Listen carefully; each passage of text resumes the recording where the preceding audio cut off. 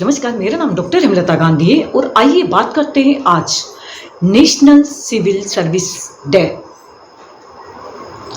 ये day Indian administrative service, Indian police service, Indian foreign service और Indian forest service के उन तमाम प्रशासनिक अधिकारियों, सिविल सेवकों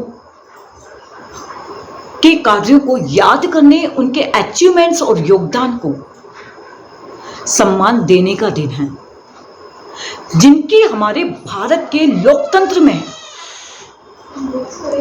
बहुत ही महत्वपूर्ण भूमिका है। और इसलिए भी जरूरी है कि हमारे मंत्रीगण policy making, decision making, schemes और प्रोग्राम के डिजाइन करने का काम करते हैं, लेकिन अपने मैकेनिज्म के माध्यम से और डिलीवरी सिस्टम के माध्यम से हमारे सिविल सेवक अंतिम व्यक्ति तक सरकार की हितकारी और कल्याणकारी योजनाएं पहुंचाने का काम करते हैं। फ्रेंड्स, आज ये बहुत ही सपोर्टिव, यूजफुल सिस्टम है जो उस धरातल पर रहने वाले व्यक्ति को लाभान्वित करने का काम करता है। लेकिन लॉ एंड ऑर्डर, देश में शांति और सुरक्षा की व्यवस्था सुचारू रूप से चली रहे, हर नागरिक अपने आप को महसूस करे, उसके लिए हमारे सिविल सेवकों का डे नाइट एवर रेडी रहना, ये एक हार्ड पावर का रूप है। लेकिन आज एक रिक्वेस्ट करना चाहती हूं कि हार्ड पावर के साथ साथ एक सॉफ्ट पावर की भी जरूरत है, जिसमें रचनात्मक, सकारात्मक और संघर्षात्मक और सुधारात्मक कदम हैं। सबसे पहला, आज जब भी कोई व्यक्ति एजुकेशन की बात करता है, बड़े सपनों की बात करता है, तो एक अशिक्षित और गांव का व्यक्ति भी यही कहता है, कलेक्टर बनेगा क्या, या तू कलेक्टर बन रही है क्या। ये शब्द क्यों इस्तेमाल किया जाता है? क्योंकि आज भी हमारे देश में, हमारे समुदाय में, हमारे समाज में सिविल सर्वेंट्स का जो मान सम्मान और उच्च स्तरीय दर्जा है, उनका प्रभाव समाज पे पड़ता है। क्योंकि वो बौद्धिक क्षमता के धनी हैं। लेकिन आज अपनी सॉफ्ट पावर का इस्तेमाल, अगर वो अपनी प्रभावशीलता का इस्तेमाल अगर समाज की रूढ़िवादी परंपराओं और ऐसी संकीर्णताओं जिससे समय, श्रम नष्ट होता है, उनको मिटाने के लिए करें। और साथ में आज जितने भी युवा हैं, क्योंकि हमारा देश युवाओं का देश है और हम आज ग्लोबल लेवल पर नेतृत्व देने की बात कर रहे हैं, तो डिफरेंट सेक्टर में जो स्पेशलाइजेशन युवाओं के पास है, अगर हर सिविल सर्वेंट के पास, सिविल सेवक के पास एक यूथ एंट्री, या हम कहें कि इस तरीके के युवाओं की एक खोज जो तैयार हो रही है, वो उनके साथ रहेंगे, उनके सानिध्य में रहेंगे, उनके सहयोग और मार्गदर्शन में काम करेंगे, तो हमारे समाज में बदलाव आएगा। क्योंकि ये लिटिल एंट्री, ये यूथ चाहते हैं कि हम समाज में बदलें, कुछ नया करें, कुछ इनोवेशन लेकर आएं, कुछ स्टार्टअप करें, लेकिन इनको प्लेटफॉर्म नहीं मिल रहा है। तो जब सिविल सर्वेंट उनको सपोर्ट करेंगे, उनको सहयोग करेंगे और उनको मार्गदर्शन देंगे, तो दोनों के आपस के कोऑर्डिनेशन में ये एक माहौल तैयार होगा देश के अंदर। और सिविल सर्वेंट के साथ जब यूथ और युवा जुड़ेगा, तो पूरा समुदाय और समाज बदला नजर आएगा।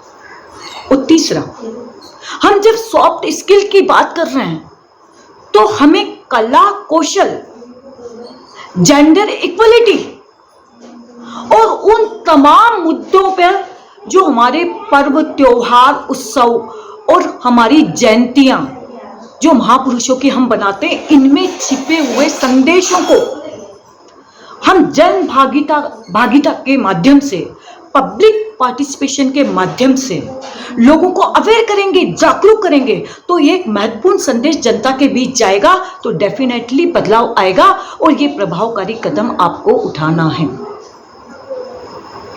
इसके अलावा हर एक योजना, हर एक स्कीम, प्रोग्राम के इम्प्लीमेंटेशन में हमें जेंडर इक्वलिटी को ध्यान रखना पड़ेगा। महिला और पुरुष, बेटे और बेटियों की सामाजिक और समान रूप से भागीदारी को सुनिश्चित करने के लिए हमें एक इक्वल प्लेटफॉर्म देना होगा, जिससे महिला और पुरुषों का कंट्रीब्यूशन हमारे नेशन को मिले और देश और राष्ट्र के नवनिर्माण में दोनों की बराबरी की भागीदारी सुनिश्चित हो सके। और इसके अलावा जितनी भी पब्लिक डिलीवरी हम कर रहे हैं, जितनी भी सर्विसेज हम अंतिम छोर तक धरातली स्तर पर पहुंचा रहे हैं, जिन लोगों के लिए वंचित, गरीब, अभावग्रस्त, जरूरतमंद लोगों के लिए काम कर रहे हैं, उसमें हमें हमारे सिविल सेवकों को रोल मॉडल बनना पड़ेगा। कैसे? आप अपने बच्चों का दाखिला सरकारी स्कूल में कराइए। आप अपनी माँ, बेटी, बहन, जो भी महिला आपके घर में है, अगर डिलीवरी का समय होता है तो आप उनका प्रसव सरकारी अस्पताल में कराइए। चिकित्सकीय सुविधाएं वहां से लीजिए। आप पब्लिक ट्रांसपोर्ट का उपयोग कीजिए, क्योंकि जब आप उपयोग करेंगे तो सिस्टम सुधरेगा और इसमें बदलाव आएगा, इसमें काफी इंप्रूवमेंट आएगा। क्यों? क्योंकि आपका उस व्यवस्था पर नियंत्रण भी है और उस व्यवस्था में आपकी भागीदारी भी है और उस व्यवस्था में आपका, आपके परिवार का योगदान भी है।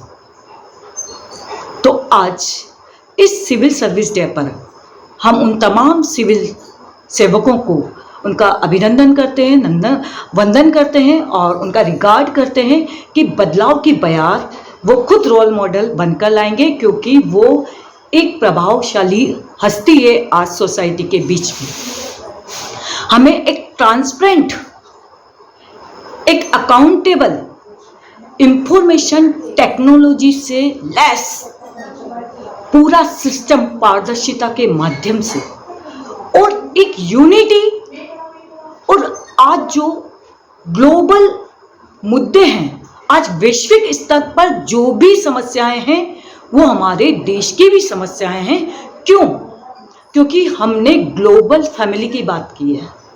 जब पूरा विश्व एक परिवार है तो उनकी समस्याएं हमारी समस्याएं हुई, तो हम चाहे क्लाइमेट चेंज हो, पॉल्यूशन, एनर्जी या कोई भी महामारी, प्राकृतिक आपदाएं या टकराव, विरोध, लड़ाई, इस तरीके के संकट हैं, तो सबको जब भी हम अपने स्थानीय स्तर पर योजनाएं बनाएं तो ग्लोबल दृष्टिकोण को भी ध्यान में रखें और उसको दृष्टिगत रख के हम अपने इम्प्लीमेंटेशन में उसको यूज करें। क्यों? क्योंकि भारत, अगर कोई विपदा आती है तो सबसे ज़्यादा असर भारत के ऊपर पड़ेगा, क्योंकि भारत की पॉपुलेशन सबसे ज़्यादा है और पॉपुलेशन ज़्यादा होने से हमारे यहाँ रिसोर्सेस की कमी है। तो इन सभी का बैलेंस करने के लिए भी आज हमारे सिविल सर्वेंट, हमारे सिविल सेवक, जैसे जैसे समय बदल रहा है, आज से 50 वर्ष पहले की चुनौतियां और आज की चुनौतियों में बहुत ही अंतर है। और हर दिन एक नया मुद्दा, हर दिन एक नई हड़ताल, हर दिन एक नया विरोध, हर दिन समस्या का नया नया स्वरूप, तो हमें रास्ते भी नए खोजने पड़ेंगे। हमें समाधान के स्तर भी अलग निकालने पड़ेंगे, जिसमें पूरे समुदाय को इन्वॉल्व किया जा सके, पूरे कम्युनिटी को यूनिटी के साथ रहने के लिए प्रेरित किया जा सके। तो आइए इस डे पर हम सभी को बधाई देते हैं। Thank you very much. जय हिंद, जय भारत।